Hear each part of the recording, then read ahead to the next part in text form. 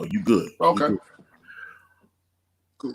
All right. All right. I appreciate you guys being patient in the chat. We are apparently, for one of the few times in my life, on time, brother. We are on time. All right. In case you are confused and wondering who I am, my name is Antonio Bryce. I am a comic book writer. This is my book right here. It's called Brand. You can get it at acaripress.com. We are funding the second chapter of that right now. We're over 27,000 for Brand Way of the Gun, and I appreciate that. But today isn't about me. I have a very special guest here. He is an actor, an award-winning actor, a producer, a writer. He's been on multiple television shows. I remember seeing, just all over in the 90s and everything. It's like you've seen him, Crooklyn, Clockers, Get on the Bus, all those with Spike Lee. Romeo Must Die, Exit Wounds, even on the small screen from shows like New York Undercover, NYPD Blue, obviously Grey's Anatomy and the 100, and he can currently be seen on P-Valley, which is currently streaming on the Stars Network, and he's got the upcoming film Cutthroat City, which I saw Terrence Howard and Wesley Snipes and Ethan Hawke in that. That's supposed to be released on July 31st, and his Fox Nation show, which is called Isaiah Washington Kitchen Talk. It is on the Fox Nation app, and you can get that. It started streaming on the 13th of this month, and it looks really cool. But man, without further ado, please welcome Isaiah Washington. How are you, sir? I almost forgot who you were talking about first. I thought I was watching TV. Well, I was so into I was like, who is he talking about? That guy sounds interesting. Well, it's good to see you. It's like welcome to the channel, and I'm a big fan of yours. So I'm very thrilled to have you here and talk about new show looks really cool. I saw some clips of it on YouTube there. You've been making the rounds, I've seen everything. So, well, let's talk about that. Let's talk about Kitchen Talk. How does this show looks very interesting? How did you decide to do that? It's a good question. Thank you. First of all, thank you for having me, man. I really appreciate you. I looked at the people the company that you're working with. As you know, the 100, the Comic Con is huge. Everybody's disappointed because you can't get back to Comic Con this year with this COVID madness, right? So I have a lot of newfound respect for those who are in the comic book world. So good luck to you and kudos on that. That's where a lot of people lie in imagination and power. So I really appreciate that. And that's one of the reasons why I decided to talk to you, because you're a comic book guy. So so the show for me here, I had the idea for a talk show for about this year would be 4 years, but in the last year, the show actually started. We started the whole deal, the talks last July, and actually now here we are a year later. It's actually out there for the world to see, right? But before that, I had been pitching Kitchen Talk to 2 former agencies, APA, Abrams Martis, 2 big management companies, huge management companies, Brillstein, Amy Wise, and all the different Hollywood folks. Couldn't get any attraction. They try to put me in all these other little boxes, trying to get me as a guest star. Once you do a character like Jaha on the 100, but it's not ABC, NBC, CBS, so they tell you. It gives you the impression that my performance on my pedigree is less than it's ever been. It's like, I'm like Sam Jackson says. Sam Jackson said he loves watching himself. I love watching me. You know what I mean? Because I work hard as a scientist. So I work extremely hard on trying to find the right role and the right thing as kind of like a social scientist to figure out what's missing. Okay, I've done this, all these things you just said, I've been a part of them, but what people don't know about me is I say no to projects more than I say yes. Almost kind of like Daniel Day-Lewis, you know, in a way. It's like, I don't want to, I'm like Sade. I really don't want to show up until it's really right, because I'm an artist at the end of the day. And, you know, art and commerce are not good bed partners. Eventually you have to say yes, because you have to work. You have to, I got to pay for this house, whatever. You know what I mean? I got to feed myself and my kids. But what people don't know is I say no to a lot of projects. And then the projects that people think I should have, like Black Panther, they don't come to me because, one, to be honest, Hollywood doesn't like to play by the rules. They don't want to pay equally for my resume. People think, oh, wow, I'm not working because of this, that, and the other, or I didn't sell talk show. They didn't want to pay me. The producers didn't want to pay. Fox Nation had no problems paying me my worth. That's why talk show is on Fox Nation. They're business people. They didn't care about all this other stuff and nonsense on the internet. They're like, this is a good property, and we want to be in business with this brand. So after 3 years, I had an interview after I went to the White House, okay, to support a great policy, okay? Letting a lot of people that look like you and I and turning you out of prison and still out of prison. You haven't heard about one person that's been let out with the First Step Act in trouble through all this nonsense. All those thousands and thousands of returning citizens that were supposed to be criminals. You don't hear about them in the news. You hear about BLM, you hear about everything, but let somebody fact check me. I haven't heard anything about someone saying, wow, you know, all the people that Trump let out of prison, oh, they're up to no good again. No. Well, yeah, that's one thing I've noticed. They're not going to anything that the president does that's positive. They're not going to show that. They're, you know, they claim the media is unbiased, but you know, it's clearly there's clearly a shift to the left, especially right now in an election year. There definitely is like, oh, that might be good for the president. Let's not focus on that, or this might help us. But it's clear. That's obvious, and that's clear, and that is why, in my opinion, why I felt that Fox Nation decided to go my way with this particular storytelling. One, I have a 4-part structure. The 4-part structure is simple.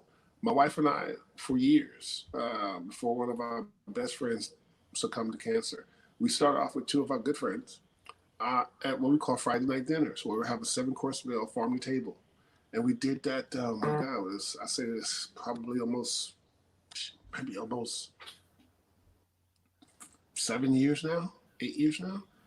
But the premise was the conversations.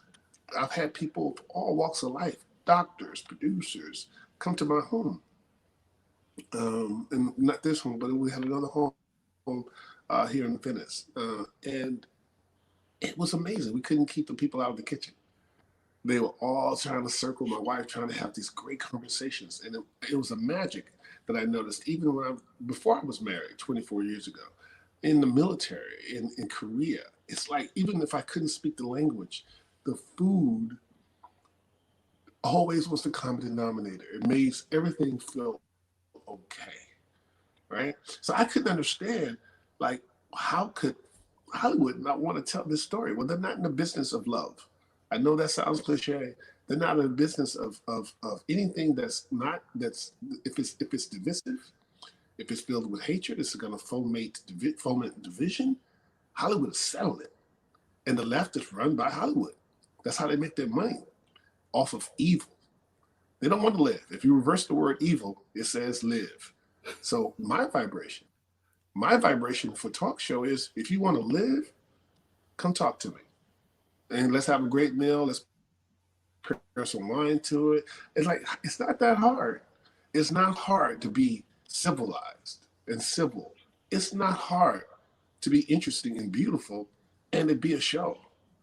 And that is why, you know, Talk Nation is resonating with a lot of people, because it's completely different. But I've always been an actor that's always picking different roles. Since the very beginning, I would take roles that would scare me or make me uncomfortable, or try to find roles that nobody else would do, or get roles because other people, they can afford me. You know what I mean? But now I'm in a place where a lot of people don't want to pay me what I'm worth. Like Viola Davis, you're not going to see her a lot because they're never going to give her what they paid Meryl Streep. It's just racism and bigotry, period. And I really believe that Hollywood is the biggest purveyor and the biggest distributor of bigotry and racism and lack of love and low vibration in the history of any medium. And that is why, again, Fox Nation is onto something, and all the executives and guys that have brought me on board is because we're going to challenge that and give an alternative to the people to go, you know what? Why am I looking at 999 stations and I don't feel good, or I want my money back? So if you come and watch what I'm doing, like I've tweeted, I said, look, if your TV programming is not becoming, you should be coming to me. I look at it. You want to smile, you want to feel good, you want to learn something, and then be interactive in a way. And that's how my show works. It's the beginning, you see me going shopping for my guests, you see me pick up the cheese, you see me find what the meal is, go to my sommelier, pair a different kind of wine that's not the norm that you probably would have when you go to a restaurant. It's just all part of a journey, and then show up at the home. The guy I had on one of my show, I had talked to on Twitter. And that's what my show is about. I want to have 3 recognizable people, and then I want to actually pick individuals that reach out to me on Twitter and ask to be on the show. We vet them, fly them to LA. If not to LA, if I'm moving to Georgia, wherever I'm going to be, the studio, Airbnb to where it's safe, we can pass this COVID nonsense. And then actually have the first time, one of my episodes, the first time I've ever met the person or talked to him was the day I'm on my show. The only people I knew was Tashina Arnold, Jessica Jackson, and Kingface. The other 3 people I had ever met in my life. And the first time we met and had a meal together was on the show. There's no script. There's no reality theme. Like, you're going to say this, he's going to say that. You're going to do this, you're going to do that. It wasn't set up that way. I don't do that shit. I'm organic, man. I keep it real. Yeah, well, there's one thing. One reason I've always admired you is because you hear in the current climate right now, you're always hearing these buzzwords, cancel culture. You were one of the first examples I ever saw of them. They was trying to get you out the paint. They was trying to get you out of there, not just get you off of a TV show. They were trying to make it where you couldn't work anymore. And that's mean-spirited vibrations. Mean-spirited people hurt people. But I mean, you flourished. Yeah, and I'm like, I loved, that was one of the things I admired. I was like, man, they trying to get him, and he is still out here. You still out here doing movies. You still out here doing films. But that's the thing. Okay, like, say I say something that offends someone. Okay, I might get some blowback or whatever. Are you gonna make it where I can't work and provide a living for my family? Now you like that's one thing I noticed. I mean, I was looking in it was like a big organized machine that was trying to get you. It was like I'm watching Entertainment Tonight, Access Hollywood, Extra. They all running stories about you and different people. And I was just like, my goodness. Like I remember you have to keep in mind, I said this and people love to take my words out of context. That's how I became the number 1 clickbait villain for these people to make money. It's all about, they're mad I'm a runaway slave. You are not allowed to get off a plantation. You're not allowed to look like me and say no. You're not allowed, because the thing about the liberal mindset is like, we're just as racist and bigoted as anybody else. We know all those racists and bigoted because we have them in our trailer parks back at home. And everybody in trailer parks are not racist. It's just another stereotype, right? So it's always been interesting in this place called Hollywood is that those who have survived some of the most abusive relationships and family trauma all end up empowered in New York. And then they find themselves from New York, call themselves artists and free thinkers and tolerant. And they carry that trauma right here to their seats. So in other words, like Malcolm X, watch the liberal because he's like a fox. He's going to say, like, I'm your friend because I'm so-called white. So you're supposed to trust me because guess why? I know who the real racists are. Where actually, no, you're not my friend because your family is fucked up. Oh, sorry. Oh You're no, not gonna be my actually, that's friend. so. We're on YouTube. That's completely fine, actually. Okay. I'm sorry. I got to clean it up. I curse on Twitter, but you know how I get down. But my thing Yeah. is, you hurt people, and I like to leave it at that. Now, I'm not a person that I've never started a fight in my life. I know how to end them because I'm trained, and I still train militaristically. I love warfare. I love mental warfare. My whole thing on Twitter has been a psyop to get your attention, to get your attention, to say, look, hate me, hate me, hate me, hate me. But while you're hating me, I want you to also listen to me. If I got your attention, whether you like what I'm saying or not, you're listening. And then you have to ask yourself, why do you care so much about me working or not working? Why? What other actor in the history of Hollywood that people care so much about whether I'm working or not? Well, it's rhetorical. Think about it.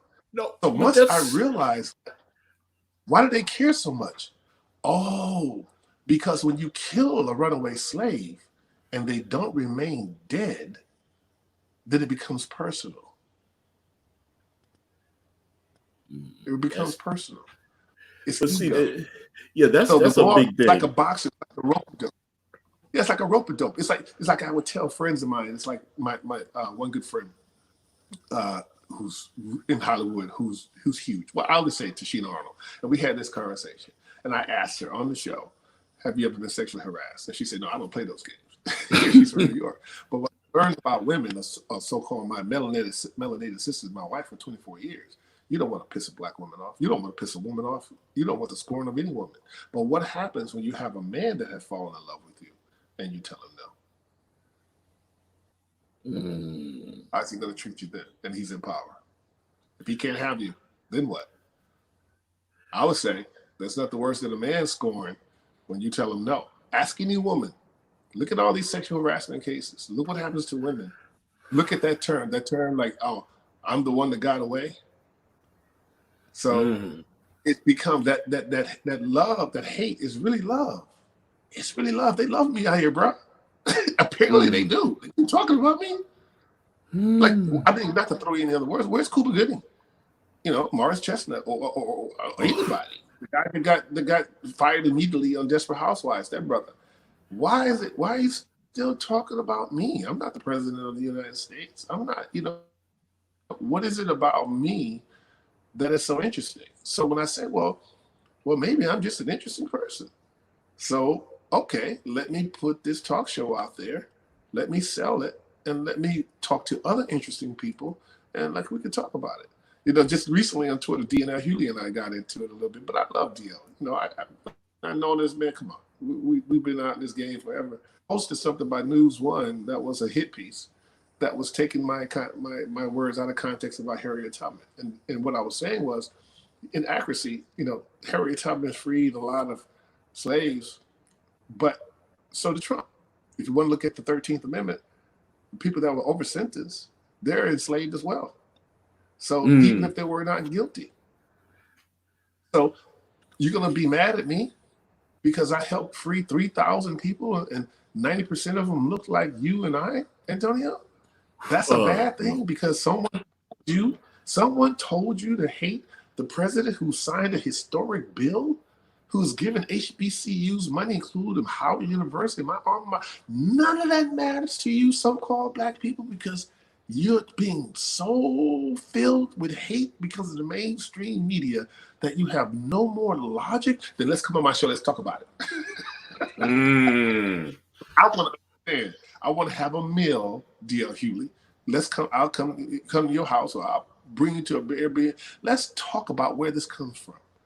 Let's talk about where this hatred comes from, because it hurt people. Hurt people. Hurt people. Hurt people. So I want to know. You're not hurting me in the internet. You're not impacting me. You're not canceling me. How can I be canceled when I've been on? I was hired by the same man who was forced to let me go off of Grey's Anatomy, and no publicist wants, no journalist wants to talk to him because everybody's afraid of Disney. I just had one woman that wrote for Pop Culture. She thought she was going to get the big expose. Mark Pedowitz, the CW network, was ready to tell his side of the story, that I'm not homophobic, I'm not this, I'm the best, most professional actor he has ever worked with in his life. And he says in his Jewish life. Okay? Nobody wants that story. Why? Because me being the bad guy supporting this homophobia makes money for that group. It's not personal. Perez Hilton told me, hey, man, this helps me make my money. It's not personal. Oh, wow. I just went through that with D.L. Hewley. Hey, man, it's not personal. It's not personal. It's just business. I mean, I was told when I got off Grace, invest in Us Magazine, in Winter Media. I think I still have shares in Winter Media that owns Us Magazine, and all the magazines that have been talking crap about me. That's why I just asked you about this stream. If you're talking crap about me, then I'm going to invest. I have shares in Facebook, so the more you talk crap about me on Facebook, the more money I get. It's business, and you got a lot of foolish people out there that are so emotional that they think they're hurting someone like me. Whereas I'm a businessman. I'm a businessman. So I've learned how to turn people's so-called hatred and never met me into money for myself. I'm getting paid off the fools that are talking crazy. And now I have a talk show where I'm inviting these people because I love you. And I really want to know, do you really hate me or really hate the Republican Party or really hate Trump? Well, let's talk about it. And then tell me why. Why? And every time, and I'm not interested in doing, statistics and throwing numbers about who got killed. I want to know who hurt you. And then maybe I'll talk about who hurt me. And then we'll leave it at that. Let's leave it on the table. Let's have a drink and move forward. Love is in the air, as Mekhi Phifer always says. You know, I'm talking to him. We're working on a major deal franchise I have called Bison, where I want to bring Mekhi Phifer, who played my brother in Clockers. I can't wait. I shouldn't say this. I should keep my mouth shut, but my mom said I can never keep water on my stomach. But I'm waiting for that big deal to come close. So he and we haven't worked together. I don't think we've worked together in anything. No, since Clockers. Which I love. Clockers is an all-time favorite. I love Clockers. It's brilliant. I mean, the cast of that movie. But you know, one thing, you know, when you were going over how Hollywood is very similar to what's going on in current comics. You know, there are all these little whisper networks in the comic book industry. Yeah, and I hit a comic book. You know, Kevin Grievous. Kevin Grievous is the writer of my. Kevin Grievous is the writer of Bison. It's based on a graphic novel. So Kevin Grievous and we have a franchise deal on the table. Yeah. Yeah, he just did. Actually, I announced it at Comic-Con about 3 weeks ago. Oh, well, there you go. Because he did there's a book he has at Allegiance Arts called Bass Reeves. And I love that. It's you know, I read the first issue of it. And I know they're available at Walmarts all around the country right now. So I've got some friends over at Allegiance Arts, Mitch and Betty Brightweiser, and they're doing good work over there. So you know, and Kevin did that book over there with them, and I mean, it's very well written. Obviously, I enjoyed the Underworld films as well that he did. So yeah, but yeah, the cancel culture. Yeah, it's very prevalent in comics right now. If you don't, you know, it's real.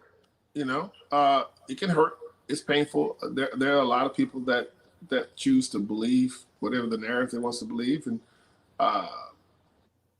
they don't. You know, they want to keep me radioactive. You know, my bottom line is the bottom line, and that's one thing about conservatives is, do you want to make money or not? I don't have a DUI. I don't have domestic violence. You haven't heard anything about my kids. You know, I have a drug issue. I have an alcohol issue.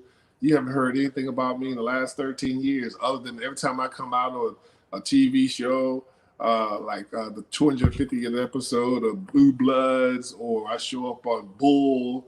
I've been working all the time. I show up on BET Tales. Recently, last year, I showed up in my own movie, Keys to the City, Viacom. These are Viacom, CBS. If I am who you say I am, why would these corporations even want me anywhere near the set? It doesn't add up. So when people it just lets me know just how ignorant our society is because of social media. We have been dumbed down. It's almost almost like Candace always says, we're probably collectively speaking, there's people out there that are so ignorant. They're more ignorant than it was during slavery. We weren't allowed to read. And I'll say it again, I don't care who likes it. The level of ignorance, and this is not just melanated people. This is around the world. Social media, when you get your headlines from social media, that's all you read as your news.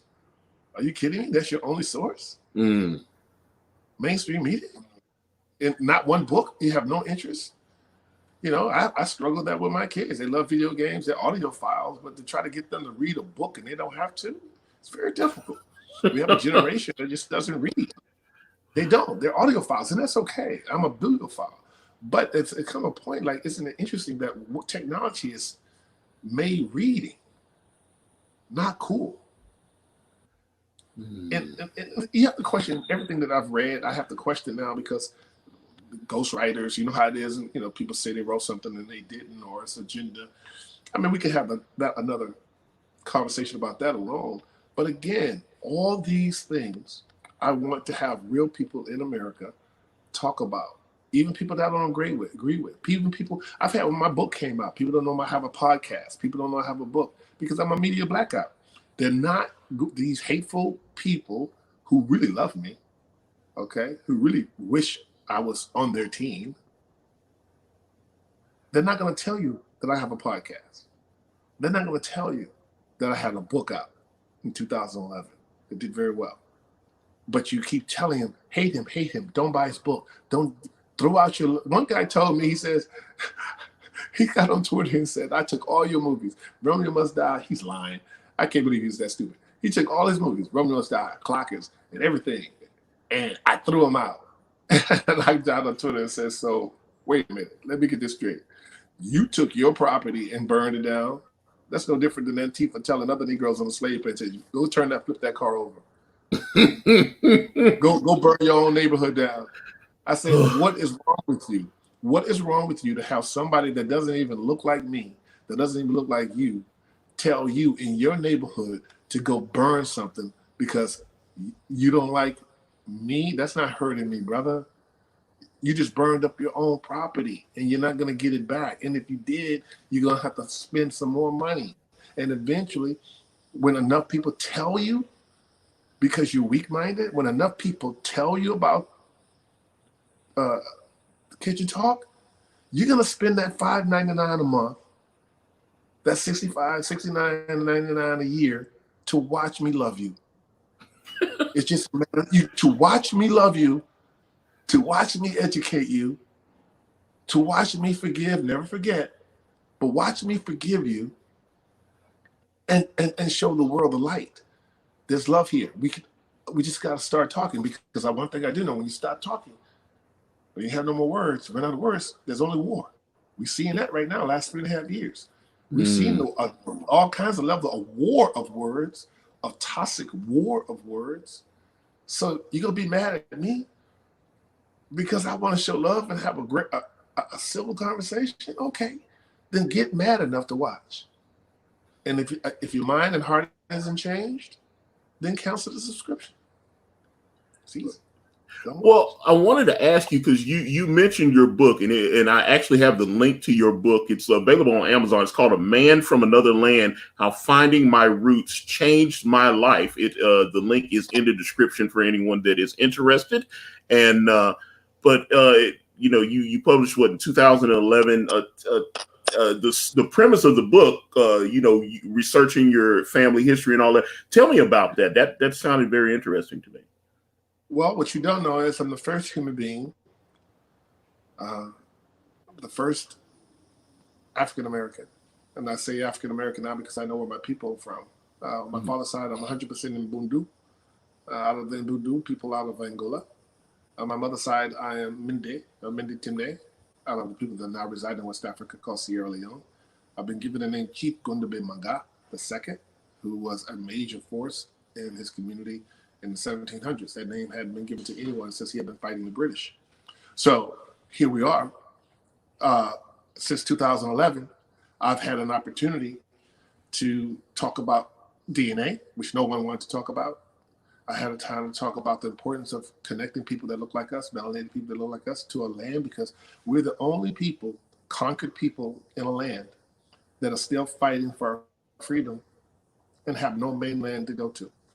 If you decide to say, okay, you're going to be black, okay, say Biden gets in, say socialism is ushered in, and then they tell all the black people, get out of America, or you go to an internment camp. You can't get a ticket to black. No. You can't drive to black. So when I say I don't want to be black anymore, hell, I don't even have to say it. Biden told me, if you don't vote for a Democrat, you don't vote for me, you ain't black. So let's look at this nuance, this word we're holding on so much about black. When you get in trouble, can you go to a black hospital, a black bank? What's thriving in America that's so positive that's black, other than Michael Jordan's shoes? I'll wait. You see that structure, that construct? Because as long as I'm black, somebody's got to be white. And as long as I'm black, somebody's got to be yellow, brown. And then we go to male, female, white female, black female. I mean, black male, black female. These paradigms, these social constructs, I'm not interested in anymore. God dog it. Under the Constitution, we're persons, even though I think that we should remove 3/5 of person, but they got the 14th Amendment for that. Okay? That's another conversation. But ultimately, I'm a human being. There's only one race. Why is that cliche? Why is that a negative to say that there's only one race? When I was in Sierra Leone, I look at the acronym RACE on a cannon on a slave island, Bunce Island. And I took a picture of it, put it on my Facebook back in 2006.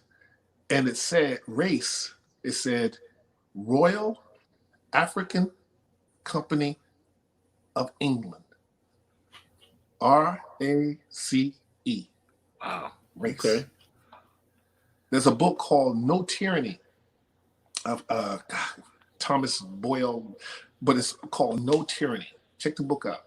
And it talks about the importance of bringing all of these peoples. Irish were people. Germans were people. We come from peoples. Thousands of peoples with different mores, dialects, food, languages, how we live. We're peoples. So my book is about getting back to the conversation of being a people. Africa is not even real. The oldest name of the continent is called Akebulan. Africa is named after Septimius Africanus, a Roman general, who said when he got there and conquered it, nothing good will ever come out of Africa, because he didn't want anybody, his competition, to come to Africa and get all those beautiful Nubian women that he was exploiting. He didn't want nobody to see that, all that ivory, all that gold, all that rutile, everything that Bill Gates is controlling in the Congo now. We wouldn't have this cell phone. We wouldn't have anything. The Congo, if you got all one big dam in the Congo, which is the heart of this place now called Africa, and you dammed it, it has so much power in the river there that it could provide energy throughout the entire continent, which is large. You could put Russia, you could put Britain. It's not even the map is a lie. The continent of this place now called Africa is larger than it is on the map. So if you got all this fake news and this fake history and these fake people, who am I to sit up here and be worried about all this fake shit when I know the truth? I know my history. It changed my life. Once I found out who I was, now I know who I am. If you know who you are and where you come from, then you know where you're going. So-called black people are the only people on this continent that have been conquered, and we're still marching and fighting for freedom, because you haven't freed your mind. We're still holding on to chattel slavery, which was horrible. Reparations, it's been in the form of reparation. You think HBCUs never have to worry about money again by Trump is not a form of reparations? You're not thinking. You think letting what races let so-called black people out of federal prison? That's money. That's money. What race is going to let black people out? But yet, we had Biden and Clinton running around here playing saxophone in Arsenio Hall and eating burgers and sleeping with black women, so-called black women, all over, getting them pregnant. Got a son out here. I've seen that young man. He's not acting like a plantation owner that says, what's mine is mine and what's yours is mine. You don't understand.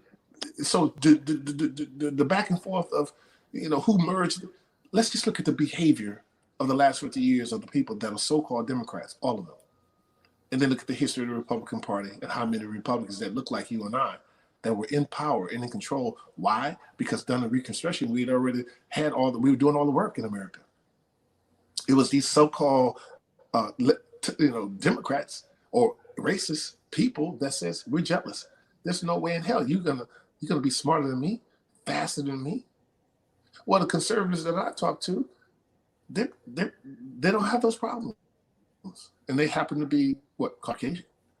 They don't have those problems. They just want to do business and you know what? They just want to be left alone. That's all. They want you to be equal. They want you to be happy. You know why? Because they don't want people that looks like you and me robbing and raping their kids out of stress and strife or survival crimes.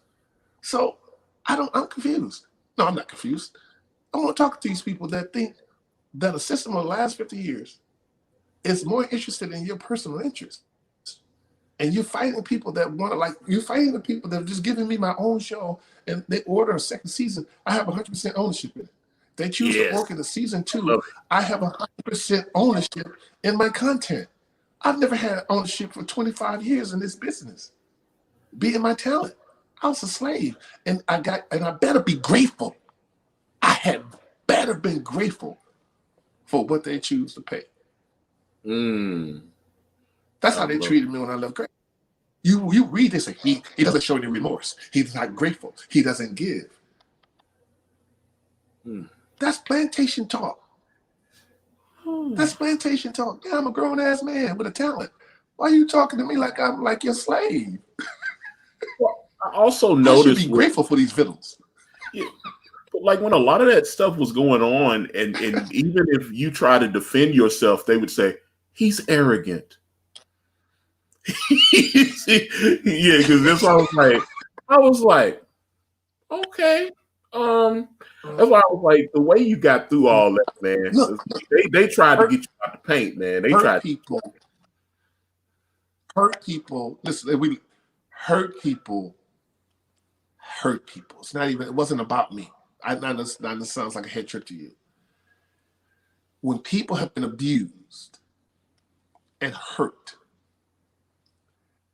when they see love and they see freedom of that trauma, that envy and jealousy comes out a reaction of how dare you be healed? How dare you be free? How dare you be okay with how bad I'm treating you? They're showing their weakness. And as I get older, with this COVID beard, I'm getting wiser. Is going, as Mike Micaiah Pfeiffer says, love is in the air, man. Love is in the air. The vibration of the frequency that I'm on right now. Even the people that some people, when people are drowning, and I was in India and literally had to go and help save someone's life. I almost drowned. I was making. And the director that it's not safe out there. There's a huge undertow out there. I had to carry AK-47 on my back. I had full clothes on, and sure enough, but I'm a strong swimmer.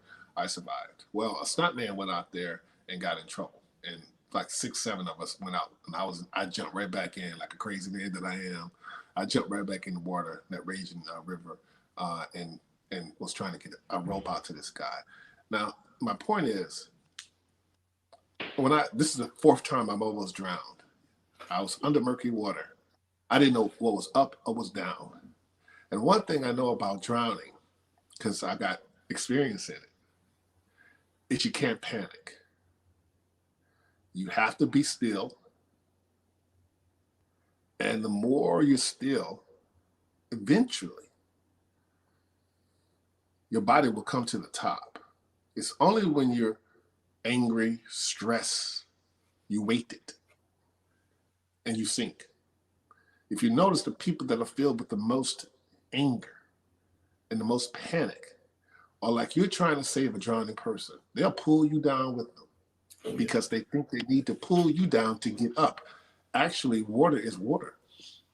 If your energy is in a panic and in a rage, it can't be more of it can't be heavier and more of a rage than a large body of water. Okay, a large body of water carries huge ships. It carries huge ships, so it can be penetrated, but it can also be buoyant. I don't want to lose you, but when people are filled with hate, they're heavier. You see what I'm saying? Wow. Okay, I got you. They're heavier, so they don't know how to float. That's how I rope a dope. I love it. Float like, float like a butterfly, sting like a Sting bee. like a bee. Yeah. I keep winning. You can't cancel me. You can't cancel me because I'm not filled with hate. No matter what the internet says, I'm not that person. I said it a long time ago. If I ever met Isaiah Washington, I'll write about it. I'll slap the shit out of him. I'll slap the shit out that dude. I don't know that dude. But if that's making money for y'all, great. But again, if you got a problem, you want to talk to me, come on my show. I'm happy to sit down and have a meal with you because I got a feeling when you leave, we have a cigar, we're going to be BFFs, man. Love is in the air, man. Right. Love is in the air with me. I love it, man. That's a beautiful thing, and I'm actually I'm looking for it. I'm gonna have to get that Fox Nation app, man. I was like, it's because like I said, they've got some clips of it on YouTube, and it looked very interesting. The conversations you were having and everything.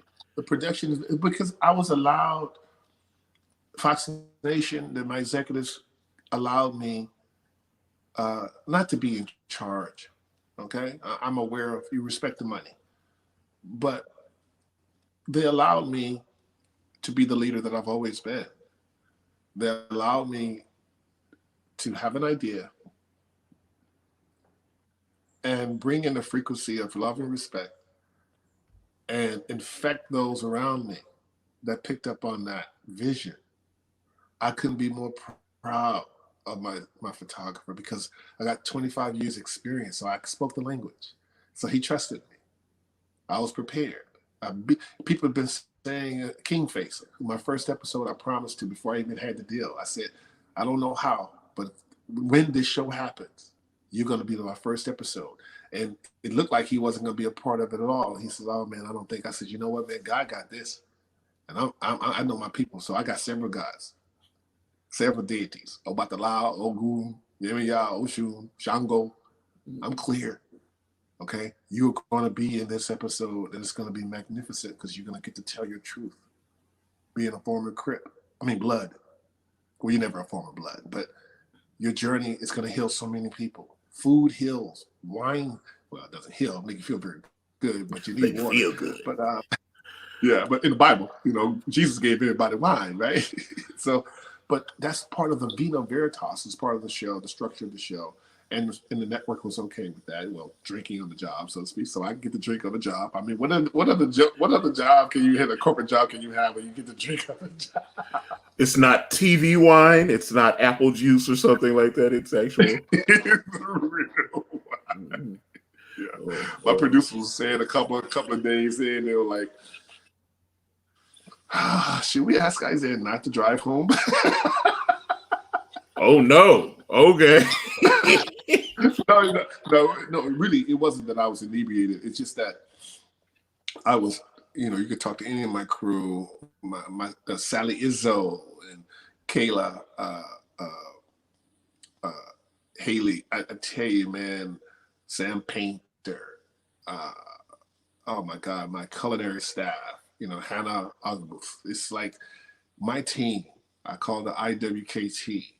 Are so talented to pull that show off. The food is amazing. And I ate all of it, bro. I had to lose weight during this COVID because I got to get in shape. I got to get like a fighter shape because I can't do this show for years and not work out because I eat everything for real. You saw me. If you see the show, you see me eating Tashina's food. Tashina cooks her special meal. And if I have you on the show, like what is your favorite meal? Do you cook? Oh, I cook, brother. I make gumbo. I make like beer soaked ribs. I do all I that. make some gumbo now. You don't know nothing about no roux. You don't know nothing about no roux. Challenge. Then I need to have you on the show. And what we would do is you would prepare, we would have a conversation, have you on the show, and you'll talk about the history. And when you hear people like your reaction, like, hey man, don't start, no, won't be done. I can make some gumbo. I'm sure I could do a whole season. I could do a whole season of gumbo. Oh, yeah, I love gumbo. Everybody who makes gumbo always says their gumbo is the best gumbo. You know how that goes. So to have you on the show, we will pair a wine, which you probably haven't thought of that, right? We'll pair a wine to your gumbo, and then we'll sit and have this kind of conversation while you're showing the world how you get all the ingredients. We don't do recipes. We show you. It's interactive. We isolate everything, the sea salt, the pepper, whatever it is, we put it on camera so you can watch the show over and over again because a lot of people are audiophiles. Remember, people don't like to read it, don't have time to read it. So they can see the recipe and see it and hear. I talk about how much time is 325 for this and this. I tell you, people who really want to stop the hate and look at it, they're actually learning how to cook some incredible, extraordinary meals and getting an incredible conversation out of someone like you. And then they see how much love you have for your gumbo. Oh, yeah. And that goes worldwide. Oh man, this is like you said, this is the show. The premise of the show appeals to me, and like you said, the clips that I saw online, and you we're having very interesting conversations. If you're a foodie, I'm a big foodie. I'm a foodie. My wife and I, we're a foodie. If you're a foodie and you love food and you love wine, I even tell you where the wine grapes are from, all over France or Spain. Wow! I give you all of the information, dude. I'm here to promote the show, but I'm blown away at my own show. Oh, let's see, Wonder Girl 60. I want the shit to be good. It's like, yeah, didn't exceed my expectations. I knew it was a cool idea. But you never know when you invite other people that are passionate and respectful and want to show you their best, put their best foot forward. That's meritocracy. That's pure meritocracy. My show operates like a meritocracy. Everybody that was there were working as hard as they could to make sure that they would be invited back. And I'm happy to invite them back and happy to fight for whatever they're worth because I know how hard it is for me to get paid what I'm worth. Well, I think Wonder Girl 60 in the chat, she wants to be on the show. She's wanting to cook and have wine with you and all this. So yeah, you got some fans out here in the chat. Well, the thing is, follow me on iWashington on Twitter, and one of the guys on the show, Hefet Wiles, I talked to for about 4 months on Twitter. I had never met him until the day he showed up on in the house, on the set, so to speak. And he cooked his meal that he said he would cook, the recipe, that is old enchilada meal that I paired a wine with, and he told me his story. And he's a trained chef, Le Cordon Bleu, right? Because it helps him with his PTS. He was in Afghanistan and multiple tours in combat. So he cooks to keep from really committing suicide. Oh, wow. And this show has helped to save his life. I'm actually working on a spinoff for him where I can have more people like him to become chefs. It's kind of like a different form of Top Chef, but they're all veterans because cooking saved lives. You were in the Air Force, right? You were in the Air Force. Is that not correct? That's why I have a special place for veterans in my heart because I still suffer from a form of PTSD from what I experienced in the military. I wasn't in combat, but that's another story. But yeah, it's in my book. I suffer from PTS. I haven't been diagnosed, but my family, my wife knows it. She could tell when something's off with me. Not like I need medication. It's just that I'm depressed. I'm not mean. You know what I mean? I'm really quiet. I'm a very talkative person, as you can see. But when I'm really, really quiet, that's when everybody in my house know, oh, what's going on with Dad? Because his energy is not a quiet energy. Did you see what happened with Kanye West over the last few days? Have you been watching that situation? Because I saw some of the exchanges on Twitter yesterday, and I'm concerned. I don't know. I'm not. Oh, I want to have him on my show. Oh, Kanye's getting ready to drop an album. Stop. Oh yeah, he's definitely about to drop an album. I saw he's got a. You remember the day Halle Berry had a breakup and was on the cover of People magazine? Why do you think he mentioned Halle Berry? It's a dead giveaway. He's probably one of the biggest strategists, one of the greatest actors of all. He's a better actor than me. Nothing wrong with that, man. I don't know if that's possible. Ain't nothing wrong with that. I wanted to ask you. Ain't nothing wrong with that. He's selling something. Well, yeah, but okay. Go back in your career. You were in the movie Get on the Bus. It's one of at least 4 movies I've seen that you've done with Spike Lee. But there was part of that movie that was shot right here in my city of Murfreesboro, Tennessee. It was shot. Matter of fact, yeah. Okay. That's why I was like, I was at work that night and they said that it was maybe like less than 2 miles away from me. They said, Spike Lee is down the street and he's shooting his new movie. Restaurant. Yes. I've been there so many times. And that was in 96, yeah. Yes. And I've been there so many times. And I was What were you in high school? Well, I mean, I'm 45, so I was like, but I was it blew me away because I was like, man, I remember, and they was like, yeah, Spike Lee is he's shooting some scenes down there, and I was like, I couldn't believe that. First of all, I couldn't believe that Spike Lee was in the city of Murfreesboro. We shot a stopover, and if I'm not mistaken, we shot at the gas station there. And we shot. I think we shot in a restaurant there.